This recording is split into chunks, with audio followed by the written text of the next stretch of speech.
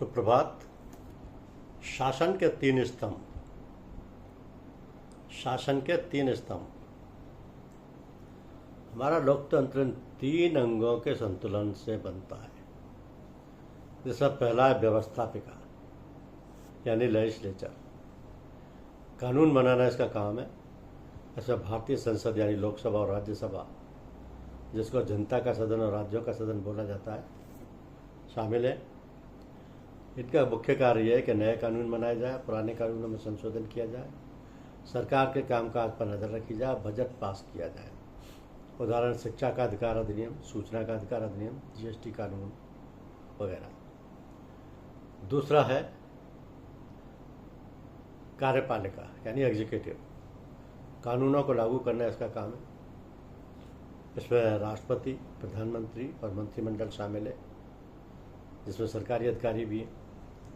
मुख्य कार्य है कि कानूनों को ज़मीन पर लागू करना, योजनाएं बनाना और चलाना, प्रशासन और व्यवस्था बनाए रखना, देश की रक्षा और विदेश नीति लागू करना, जैसे स्कूल खोलना, पुलिस व्यवस्था, लाल सड़क बनाना, टीकाकरण अभियान, जन कल्याण योजनाएं चलाना आदि।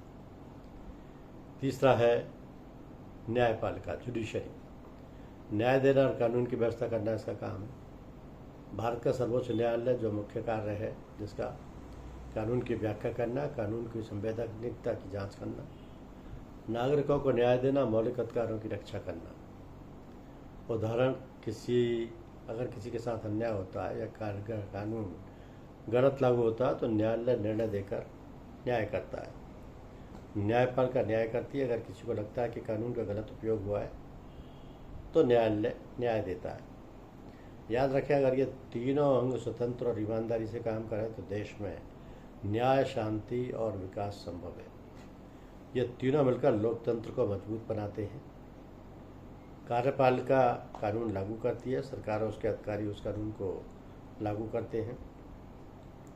व्यवस्थापिका कानून बनाती है, संसद चर्चा करके कानून बनाती है। एक दूसरे पर नियंत्रण रखा जाता है इससे, क्योंकि भारतीय शासन के ये तीनों अंग हमारे लोकतंत्र का संतुलन बनाए रखते हैं।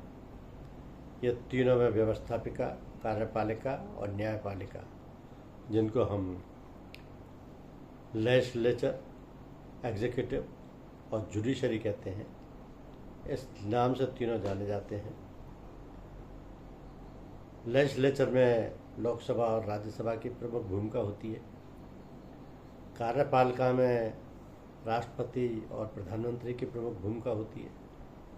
न्यायपालिका में भारत के सर्वोच्च न्यायालय की प्रमुख भूमिका होती है।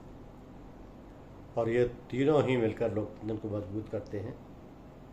ये तीनों ही स्वतंत्र और ईमानदारी से काम करते हैं और तीनों की शक्तियाँ अलग अलग हैं। धन्यवाद।